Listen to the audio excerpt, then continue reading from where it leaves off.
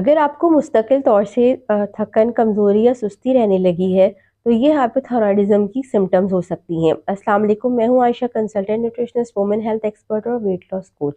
इस वीडियो में हम देखेंगे ये हाइपोथायराइड की क्या-क्या सिम्पटम्स होती हैं, इसके क्या पॉसिबल कॉजेज़ हो सकते हैं और डाइट के थ्रू हम इसको किस तरह से ट्रीट कर सकते हैं या इसकी सिम्पटम्स को बेहतर बना सकते हैं। वीडियो के स्टार्ट में बताया कि मुस्तकिल तौर से थकावट रहना या बिला वजह की सुस्ती छाई रहना, ये हाइपोथायराइड की सिम्पटम्स हो सकती हैं। इसके अलावा भी हाइपोथायराइड की बहुत सारी सिम्पटम्स होती हैं, जैसे कि अगर आपको कॉन्स्टिपेशन रहने लगता है या आपके बाल झड़ने शुरू हो जाते हैं, बहुत ज़्यादा डिप्रेशन होने लग जाना कि बगैर किसी वजह के आप डिप्रेस रहने लग जाते हैं। इसी तरह से आप बातें भूलना शुरू हो जाते हैं या आपको चीज़ें याद रखने में प्रॉब्लम होनी शुरू हो जाती है, ये भी हाइपोथायराइड की एक सिम्टम है।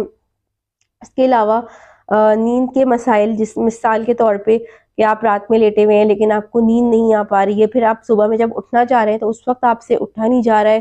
तो इस तरह की सारी कंडीशंस अगर आप मुस्तकिल तौर से फेस कर रहे हैं तो एहतियातन आपको अपना थायराइड प्रोफाइल का टेस्ट ज़रूर करा लेना चाहिए। यूजुअली अगर किसी को थायराइड लेवल डिस्टर्ब होता है, TSH, T4, T3 लेवल्स किसी के नॉर्मल रेंज में नहीं होते हैं, तो डॉक्टर्स जो है अकॉर्डिंगली मेडिसिन प्रिस्क्राइब कर देते हैं। लेकिन मेडिसिन तो आपको लेनी ही लेनी है। मैं ऐसा नहीं सजेस्ट करूँगी किसी भी स्टेज पर आप डॉक्टर के मशवरे के बगैर उन मेडिसिन को लेना छोड़ दें। लेकिन मेडिसिन के साथ ये बहुत ज़रूरी है कि आप अपनी डाइट का बहुत ज़्यादा ख्याल रखें, क्योंकि अगर आप अपनी डाइट का ख्याल नहीं रखेंगे तो आपका वेट बहुत ज़्यादा तेज़ी के साथ बढ़ना शुरू हो जाएगा और फिर जब आप उसको कम करने की कोशिश करेंगे तो वो बहुत ज़्यादा कोशिश के बावजूद भी आपसे कम नहीं हो सकेगा। के अलावा अगर आप हाइपोथायराइडिज्म आपको है और आप फिर भी डाइट में एहतियात नहीं करते हैं तो उससे बहुत सारी और कॉम्प्लिकेशंस भी आपकी बढ़ सकती हैं। मिसाल के तौर पे आपको बहुत ही जल्दी डायबिटीज़ हो सकता है अगर आपने अभी तक आपके बच्चे नहीं हैं या आप मज़ीद चाहते हैं कि आपकी फैमिली एक्सपेंड हो, तो हाइपोथायराइड की वजह से आपको कंसीव करने में बहुत ज़्यादा प्रॉब्लम हो सकती है। तो बेसिकली हाइपोथायराइड को कहा जाता है कि ये एक ऑटो इम्यून डिसऑर्डर है। ऑटो इम्यून डिसऑर्डर्स वो होते हैं जिसके अंदर के आपके अपने ही बॉडी के इम्यून सिस्टम के सेल्स जो हैं, यानी जब हम बीमार होते हैं तो हमारा इम्यून सिस्टम जो है वो बाहर से आने वाले जरासीम या बीमारी पैदा करने वाले जरासीम के अगेंस्ट फाइट कर रहा होता है। तो जब हमें कोई ऑटो इम्यून डिसऑर्डर हो जाता है तो हमारा अपना ही इम्यून सिस्टम हमारे अपने ही सेल्स के अगेंस्ट अटैक करने शुरू कर देता है, जिसकी वजह से बॉडी में एक बहुत ही ज़बरदस्त किस्म का डिस्टर्बेंस पैदा हो जाता है। तो बहुत सारे लोगों का यही मानना है या साइंटिफिक रिसर्चेस जो हैं वो यही बताती हैं हमें कि बेसिकली हाइपोथायराइड जो है वो एक ऑटो इम्यून डिसऑर्डर है, यानी कि हमारे अपने ही सेल्स जो हैं हमारे थायराइड हार्मोन पैदा करने वाले थायराइड ग्लैंड के ऊपर जो है वो नेगेटिव तरीके से असरअंदाज हो रहे होते हैं, जिसकी वजह से हमारा पूरा जो मेटाबॉलिज्म है वो डिस्टर्ब हो जाता है। इसके अलावा लेटेस्ट रिसर्च से हमें ये भी बात पता चलती है कि हाइपोथायराइडिज्म का डायरेक्ट ताल्लुक हमारी गट या हमारे डाइजेस्टिव सिस्टम से, यानी कि हमारा जो मैदा है, आते हैं, इससे हमारा जो थायराइड फंक्शन है वो बहुत ज़्यादा रिलेटेड है। इसका मतलब ये हुआ कि अगर हमारी डाइट बहुत ज़्यादा अनहेल्दी है तो उसकी वजह से हमारे जो गट में, हमारे डाइजेस्टिव सिस्टम में डिस्टर्बेंस पैदा होता है, उसका असर जो है वो जाता है हमारे हॉर्मोन्स को भी डिस्टर्ब करता है। इसलिए बहुत ज़्यादा ज़रूरी है कि हमें ये देखना होगा कि वो कौन सी ग़िज़ाएँ हैं या कौन से फूड्स हैं जो कि हमारे डाइजेस्टिव सिस्टम को बहुत ज़्यादा डिस्टर्ब कर देते हैं, और वो कौन सी ग़िज़ाएँ या वो कौन से फूड्स हैं जो कि हमारे डाइजेस्टिव सिस्टम को सेटल डाउन करते हैं, उसको सेट करते हैं, उसके फंक्शन को बेहतर बनाते हैं।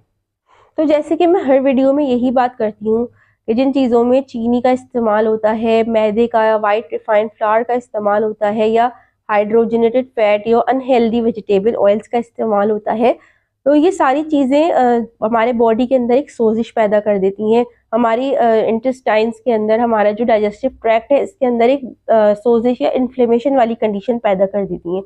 तो जब हमारी डाइट में ये सारी चीज़ें बहुत ज़्यादा होती हैं तो उसकी वजह से ये होता है कि हमारा जो T4 हार्मोन है वो T3 में सही से कन्वर्ट नहीं हो पा रहा होता, और एज ए रिज़ल्ट हमें हाइपोथायराइड जैसे मसले का सामना करना पड़ जाता है। तो जब आपको डॉक्टर ने मेडिसिन स्टार्ट करने के लिए दे दी हैं, तो इसका मतलब ये नहीं है कि अब आप मेडिसिन भी खाते रहें, लेकिन उसके साथ साथ आप शुगर वाली और मैदे वाली चीज़ें और जो है ज़्यादा चिकनाई वाली चीज़ें या जिन चीज़ों में वेजिटेबल ऑयल शामिल है उन चीज़ों का आप मुस्तकिल इस्तेमाल करते हैं। करना क्या है आपने, जो बेसिकली जितना भी प्रोसेस्ड फूड होता है, जो भी पैकेटों में बंद करके आपको चीज़ें दी जाती हैं, चाहे उन पे हेल्दी का भी लेबल लगा हुआ हो, लेकिन वो बहुत ज़्यादा उनके अंदर इन चीज़ों का इस्तेमाल किया गया होता है, या तो उनके अंदर शुगर को किसी न किसी हिडन फॉर्म में शामिल किया गया होता है, या उनके अंदर जो है वो अनहेल्दी हाइड्रोजनेटेड वेजिटेबल ऑयल्स का इस्तेमाल किया गया होता है, और या तो फिर वो मैदे से बनी हुई होती हैं, या रोज़मर्रा की जो हम चीज़ें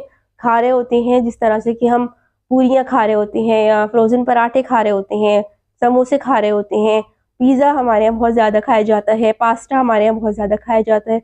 तो इन सारी चीज़ों के अंदर वाइट रिफाइंड फ्लावर मौजूद होता है। ये जो वाइट फ्लावर है, इसके अंदर एक ऐसा प्रोटीन मौजूद होता है जिसको कि ग्लूटीन कहा जाता है। ग्लूटीन जो है वो गंदम से बनी हुई तमाम तर चीज़ों में मौजूद होता है, लेकिन गंदम का आटा जो छना हुआ नहीं होता, उसके अंदर भी ग्लूटीन मौजूद होता है, लेकिन वो थोड़ा कम मिकदार में होता है। लेकिन जब उसको छान लिया जाता है और उसको वाइट फ्लावर या रिफाइंड फ्लावर बना दिया जाता है, तो उसके अंदर ग्लूटीन की तादाद और ज़्यादा हो जाती है। तो जब हमारी डाइट इस तरह की होती है कि जिसके अंदर ग्लूटीन का बहुत ज़्यादा इस्तेमाल होता है, यानी कि रिफाइंड फ्लावर का इस्तेमाल बहुत ज़्यादा होता है, तो हमें जो हाइपोथायराइड बहुत जल्दी होने का खतरा होता है। और अगर हम फिर भी उसी डाइट को कंटिन्यू करते हैं, तो फिर इसकी कॉम्प्लिकेशंस जो है वो टाइम बाय टाइम बढ़ती चली जाती हैं। तो इस तरह से समझाती हूँ कि जैसे हमारी जो पाकिस्तानी नॉर्मल डाइट है, रूटीन डाइट है, इसके अंदर गंदम का इस्तेमाल कुछ ज़्यादा ही है। मिसाल के तौर पे जब हम सुबह उठते हैं, तो हम 2 से 3 उस वक्त जो है वो ब्रेड स्लाइसेस ले लेते हैं, या एक बड़ा सा पराठा खा लेते हैं।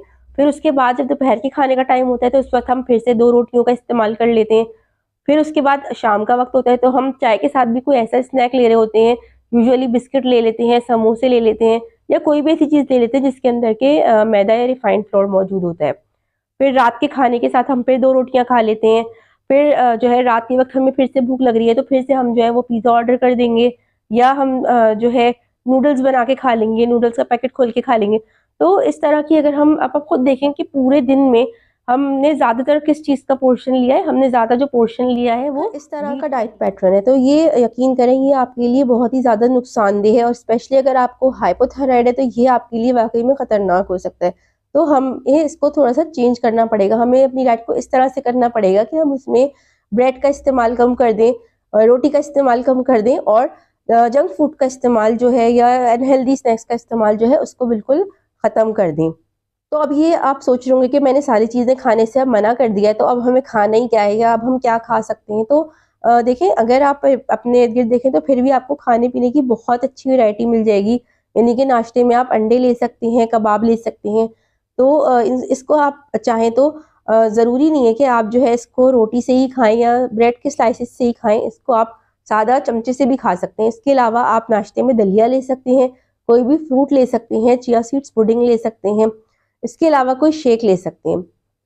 इसके बाद लंच टाइम में आप चावल भी इस्तेमाल कर सकते हैं, लेकिन चावल की मिकदार को भी कम रखें। कोशिश करें कि जो भी स्नैक्स गंदम से बने हुए हैं, उनका इस्तेमाल ना करें। इसकी जगह हेल्दी स्नैक्स के तौर पे आप चिकपीस यानी कि छोले इस्तेमाल कर सकते हैं, रेड किडनी बीन्स का इस्तेमाल कर सकते हैं।